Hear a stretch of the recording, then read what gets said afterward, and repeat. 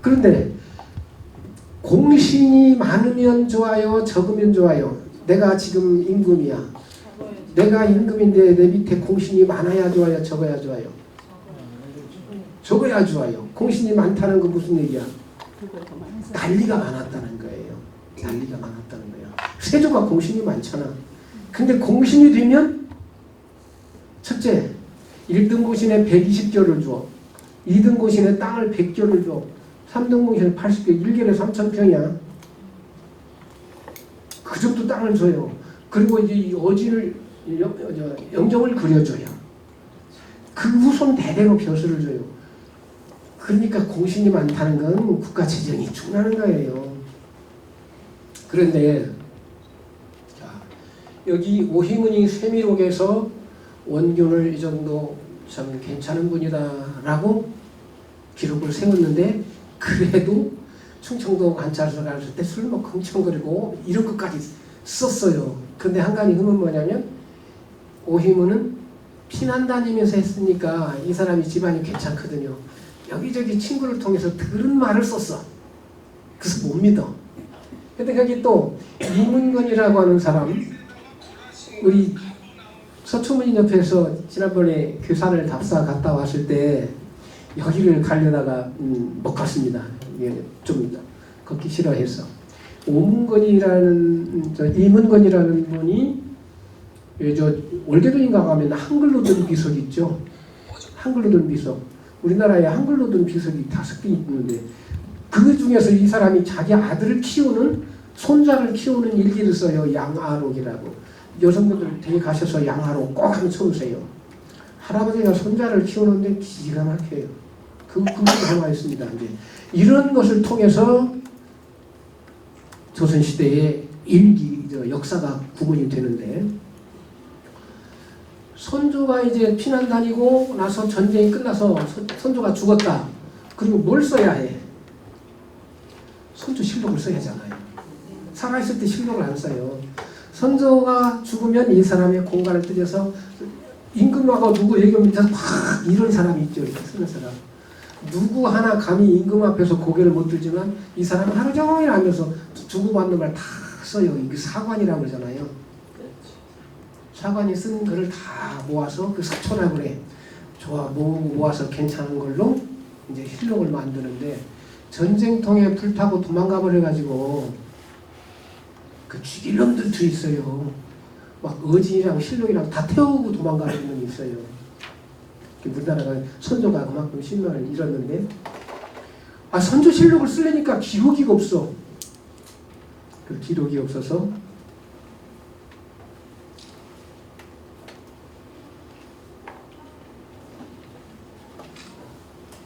맨 위에 유희춘이라고 나오죠. 미암 유희춘.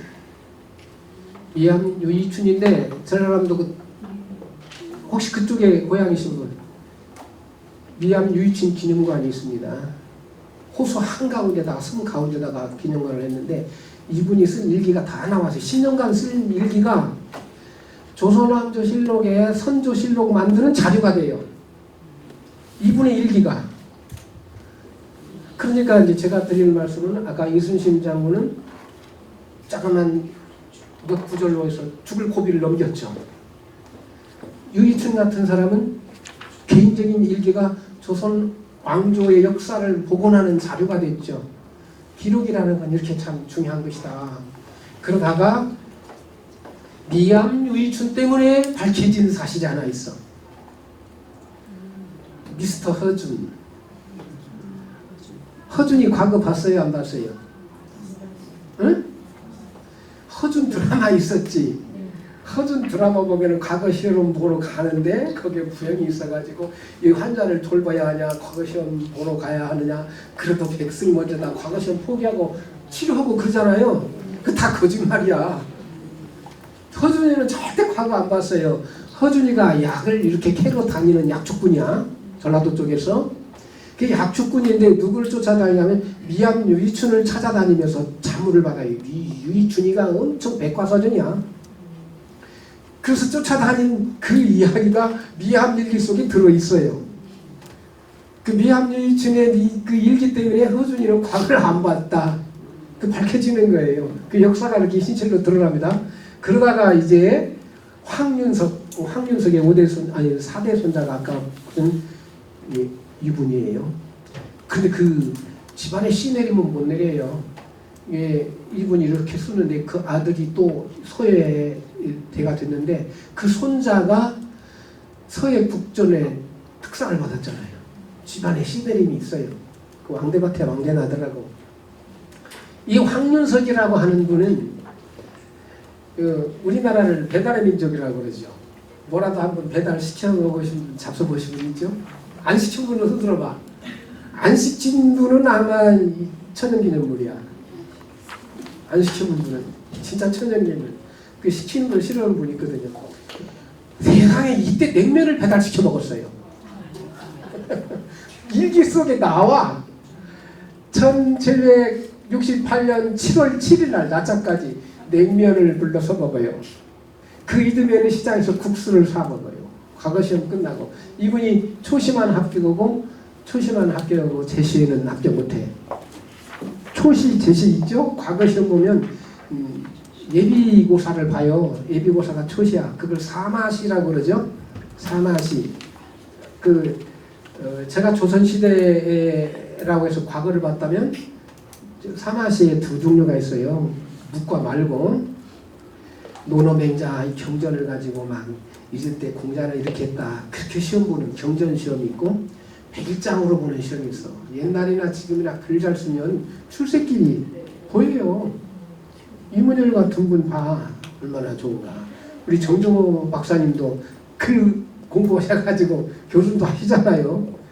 그런데 문장으로 과거 시험을 본 사람을 진사라고 그러고 경전으로 시험 본 사람을 세원이라고 그래요. 그러니까 초시는 두 가지가 있죠. 경전으로 시험 본 사람이 처음에 존경받았죠. 저 사람은 노노맹자 공부를 잘한 사람이야. 존경받고 이 백일장 문장으로 시험 본 사람은 저는 나부랭이야 이런 취급을 했는데 나중에는 뒤집혀요. 왜 그럴까?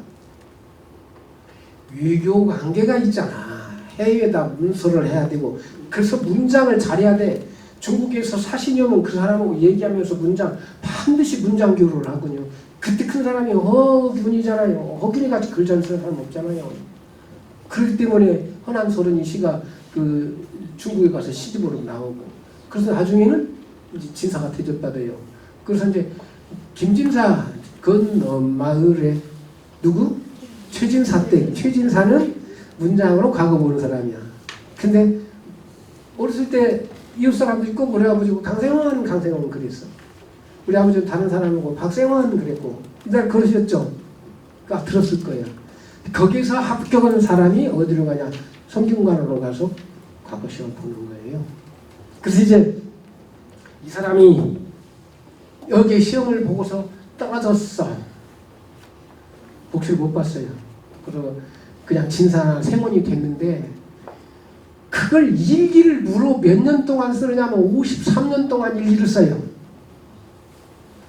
그런데 그 일기가 지금 예를 들어서 천안에 가면은 박물관이 있어요. 홍대용이 박물관. 홍대용이가 아니면 우주 천문 같은 거, 시 같은 거 잘하잖아요.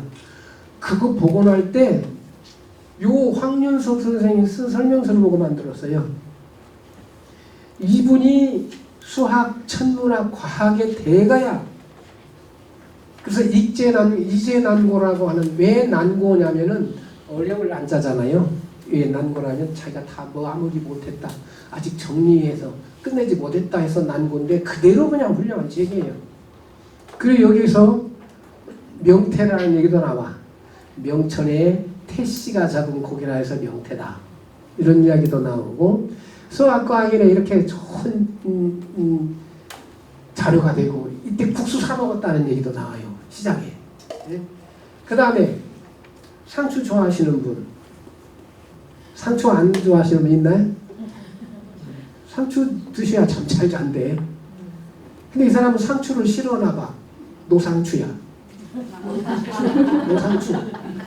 근데 이 노시가 안강 노시예요. 안강. 안강이 그 경주잖아요. 그 노씨를 경주 노씨라고도 하고. 그런데 이분이 참 이 역을 보면요, 문과 시험을 준비를 했어. 그런데 숙종 때 환국 그러잖아요. 장희빈이 예뻐했는데 장희빈이 비오는 쫓아내고, 다시 인현왕후를 끌어와야 돼. 인현왕후 뜨면 또 쫓아내고, 이렇게 기사 환국, 갑술 환국 막 이러잖아요. 그런데 숙종 때 경상도 분들이 숙종한테 날벼락을 맞아요. 날벼락을 맞아서 경상도 남인들은 교수를 못해. 과거를 시험 봐도 다 떨어져요. 숨겨서 과거를 보는데도 남인 벼슬지 말고 과거 못해. 과거 제도가 많이 낡았어. 그런데 이분이 문과 시험을 보니까 떨어졌어. 아, 우리 집안 틀렸구나. 경상도 남인은 과거의 급제도 벼슬하기 힘들겠다 해서 문과로 바꿔요. 그런데 문과 과거 시험을 공부하려면 책 한 권이 얼마인 줄 아세요? 책 한 권이 밥 두세 맞이기 값이야. 문과 시험은 책 비싸서 시험 공부 못하고, 문과는 뭐가 비싼지 아세요? 활, 검 이런 것이 비싸. 이 사람이, 여러분 내가 그 교재에다가 그 기사를 넣습니다.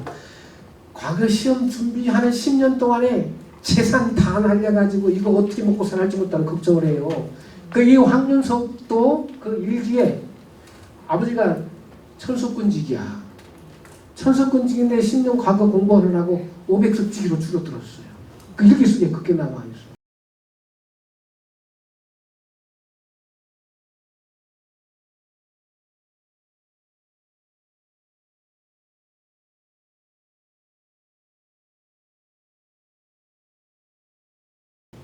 그러니까 과거 시험 공부 아무나 과거 시험 볼 수 있다고 문호는 개방했지만 가난뱅이는 뭐 얼마나 생심이에요.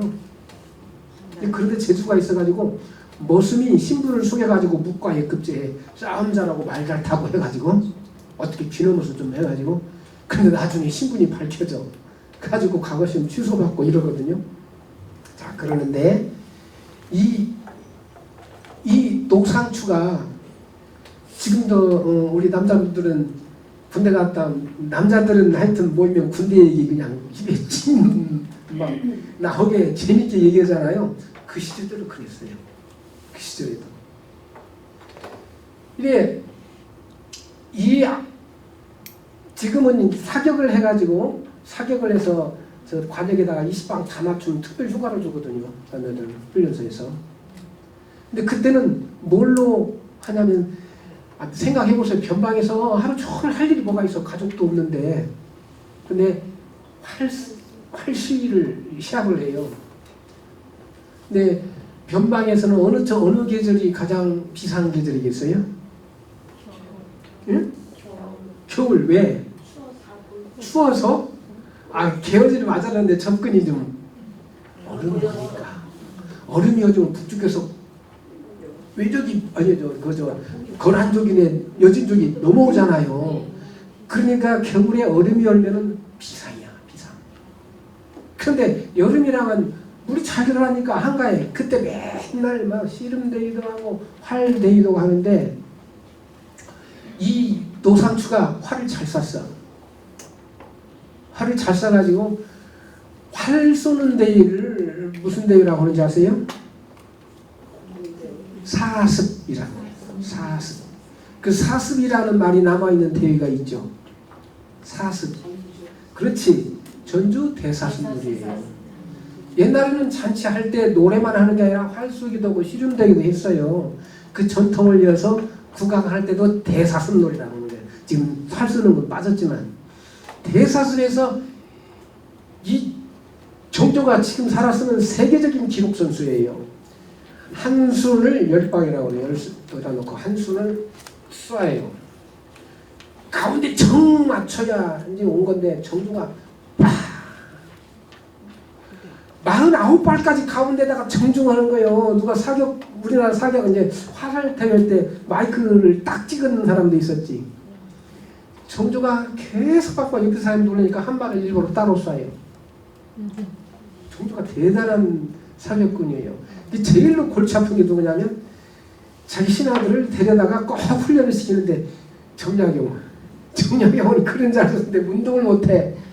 그냥 활법사니까 막 골로 술 받아먹고 벌칙으로 술을 줘. 지금은 술이 이만하지만 옛날에는 40도였어요. 막 이렇게 큰 걸로 7잔을 먹고 벌칙으로. 그러니까 이 정약용이가 악착같이 연습하고 그러거든요. 근데 노상추가 활을 잘 쏴가지고 정중에 딱 들었어. 데려와서 너 누구냐? 우리 할아버지가 누구라고 써있어요? 여기 병마절도사 노계정입니다. 이게 누구야? 알아본 거야. 노계정이는 누구냐면은 사도세자하고 친하게 지낸 사람이야. 근데 정조가 자기 아버지하고 친하게 지낸 사람이 손자가 온 거야. 그런데 노계정이가 죽으니까 사도세자가 오애제라 통물을 써서 보낼 그 길이 지금도 남아있어요. 네가 그 손자냐? 그 자리에서 7계급을 특진시켜버려요. 당상관으로. 그래가지고 삭주부사로 발령내버려. 발령내니까 이 덧세가 만만치 않아. 덧세가 저 남인, 경상도 남인. 그 애로사항이 다 일기에 남아있습니다. 이제 넘어가겠습니다. 오늘 제가 지금 일기의 핵심은 여기다가 뒀는데 박주면 이 얘기를 하고 이제 피천덕 선생님으로 넘어갈 겁니다. 이 글쓰기가 이렇게 중요하고 우리 피천덕 선생님은 어떻게 글을 썼는가. 피천덕 선생님은 우리가 막 대단한 많은 작품을 남긴 걸로 아는데 얼마나 남겼어요? 적을과자 과작의 대표 작가예요. 왜냐? 맨날 그 작품을 다시 정정해서 쓰고 또 나중에는 이 작품하고 이 작품을 합쳐서 발표하시고 작품을 다듬고 해서 100여 편밖에 안 돼요. 시도, 수필도. 그런데 그렇게 국민 작가로 들어서셨어요. 그런 과정을 지금 설명하려고 이제 하는데 박취문과 박계숙은 부자간이에요. 부자간인데 울산군이야. 여기 이 노상추는 그 선산, 구미 선산 쪽이고 그 이 책들이 전부 경상도 그 유형 문화재로 지금 남아 있습니다. 그 박계숙과 이 박취문은 울산 사람인데 아까 문과에 급제하면 뭐라고 명칭이 영감이 아니고 선달이라고 한다고 했잖아요. 선달이야. 선달인데 너 과거에 급제했으니까 저기 지도 꼭대기 여기 해령, 종성 이쪽이 있거든요. 그쪽으로 군관을 보내요. 그걸 군관이라고 그래요. 정식 보직이 아니고 실습하는 것처럼 가는 거예요. 1년 남짓해야 돼요. 그런데 거기에서 상사 잘 만나면 그 상사하고 평생 같이 간다니까. 이렇게. 그러니까 얼른 간다고. 또 가라 하면. 그런데 생각해보세요.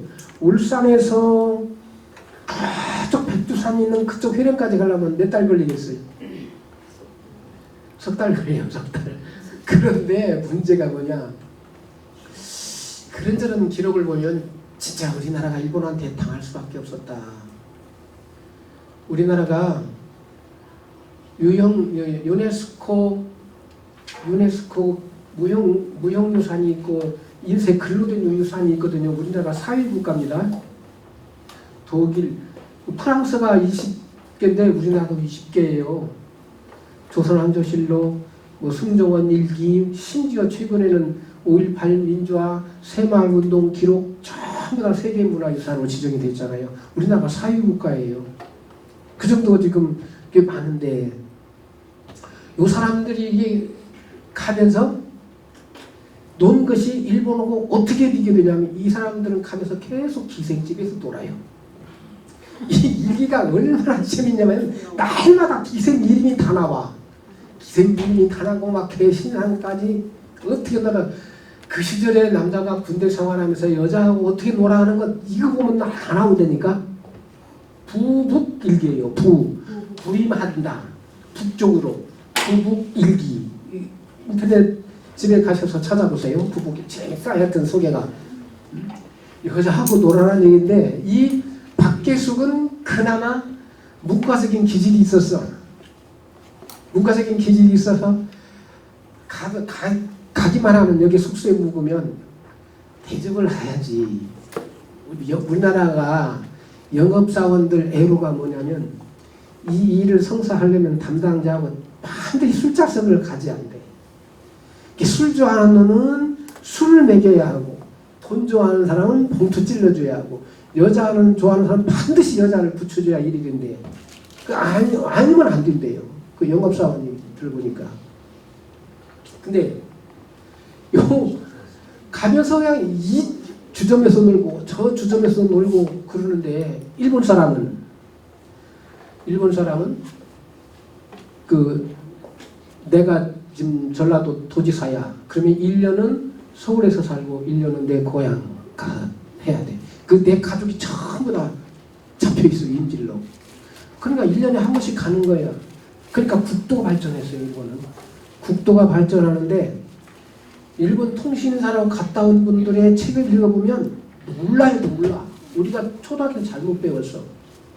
저도 그렇게 배웠거든요. 일본 놈들은 야만이라 훈두시만 차고 게다장이나 읽고 뭐 아주 야만이다 그렇게 배웠는데 그분들이 쓴 일동정해관에 뭐네 일본 사신으로 갔다 온 책 읽어보니까 뭐라고 써냐면 이렇게 좋은 땅에 왜 자기들이 살까? 부럽다.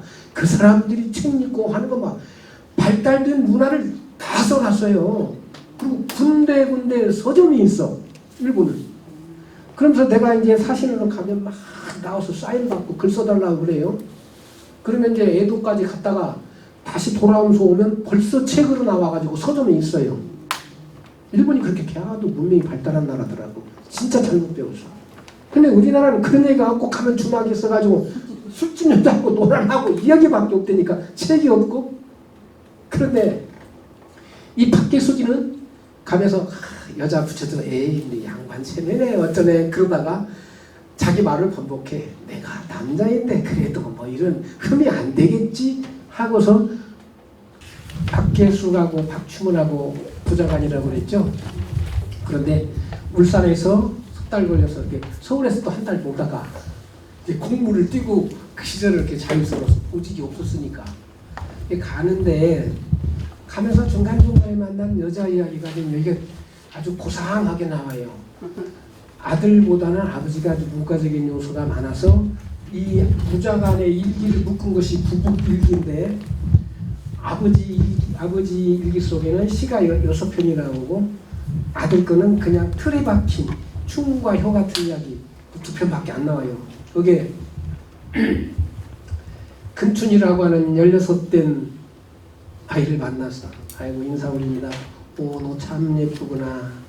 어디까지 가시는 군간 날이신가요? 그런데 그렇게 해서 차근차근 술 한잔 마시고 아이 여자가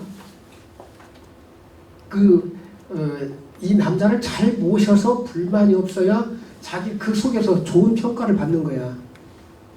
시큰 남자하고 잘 모셔라고 했는 남자가 기분 나빠하고 같이 회포도 아프고 그냥 가버리면 얘는 고과가 나쁘게 돼서 다음 일이 안 나와요.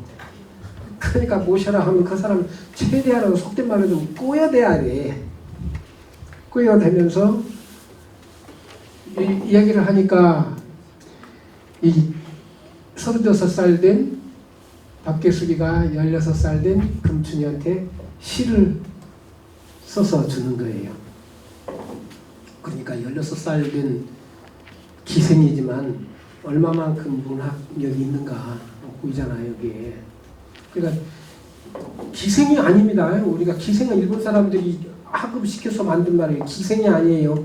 왕조실록이나 역사는 기생이라는 말 아니고 기녀예요. 일본어들이 기생이라고 했어요. 그래서 이제 그 사람들이 궁궐에서 나라가 망하니까 궁녀들이 나가서 생업을 하다 보니까 술집도 차리고 이렇게 됐잖아요. 그것을 이제 번으로 해가지고 기생 조합 만들고 이랬잖아요. 일본 사람에서 나온 용어가 기생이고 우리 전통 용어는 기녀입니다. 이 기녀는 반드시 기녀 대학에 가야 돼요. 일본원 종합대학에. 검은고, 무용 다 해야 되고 시도 해야 돼요. 나를 맞이하는 손님이 이 말을 던지면 대꾸를 해줄 수 있어야 돼요. 그래서 기생을 자꾸 이제 이 주둥이에 기녀보다 기생이 올라가고 기생해져 버리는데 이 아이들이 거기서 시를 배워서 답을 하는데 이렇게 박계숙이가 내가 비록 여러분들 교재에는 장부라고 써있더라고. 교정목이 저기 내가 비록 장부일지라도 여기 간장 철자도 빠졌더라. 내가 간덩어리가 돌덩어리 쇳덩어리가 같지는 않다. 내가 비록 남자지만 당전 홍분을 고개로 삼았더니 문전 앞에 곱게 치장한 여자가 있어도 내가 저 여자는 내가 절대 손을 안 대. 옛날부터 경계로 삼아 왔는데 치성이라는 것은 사람 살기 좋은 세상을 치세라 그러고 사람 살기 어려운 세상을 난세라 그래요. 우리나라에 치세보다 난세가 많았나 난세보다 치세가 많았나. 그래서 당나라 때 뭐 당나라 치세, 당현종 치세 그러잖아요. 치세하면 아주 평화롭게 잘 사는 시대를 말아요. 내가 평화롭게 잘 사는 그 도시에서 예쁜 여자를 보고도 못 잊을까? 그걸 잊어버리고 넘길 수밖에 없는데 내가 너를 보고 어떻게 욕하겠니? 그러니까 16살 된 이 아이가 답시를 하는 거예요. 그래서 기녀를 뭐라고 한다? 말과 글을 알아듣는다 이거? 태어화라 그러잖아요. 애화야 진짜. 유순임금을 친히 본 듯 한나라 당나라 송나라 때도 지내신 대단한 군자처럼 보이는데 요즘 사리에 통달한 명체를 어디 두고 동서도 구분 못하는 정을 걸어 무엇하리. 이 정자독이 잘못된 건데 이 정분나를 정인한테 정복할 정으로 써져 버렸네요. 그런데 내가 당신 같은 사람을 내가 돌석 같은 사람을 내가 꼬에서도 뭐 하겠느냐 튕기는 거예요. 탁 튕기는 거예요. 그러니까 이제 박계숙이가 이제 작업을 제대로 거는 거야. 아 얘가 대단하구나. 그래서 나도 이러하나 나도 이렇게 간장이 돌덩어리 같이 보이지만 낙양성의 동쪽 나비니라. 나비는 뭘 찾아가야 꽃을 찾아가야지. 그래서 광풍이 지불려 여기 다니더라도 바람이 불어서 날려갈지라도 꽃이 있으면 꽃에 앉아보고 싶다고 하는 거예요. 변방에 이름난 꽃까지 앉아보려 하나. 변방 오다 보니까 너 이럴 수 있는데 너 나하고 좀 분노의 정을 나눠볼 수도 있다 한 거예요. 이렇게 딱 밀당을 하는 거예요. 그러니까 이제 뭐라겠어?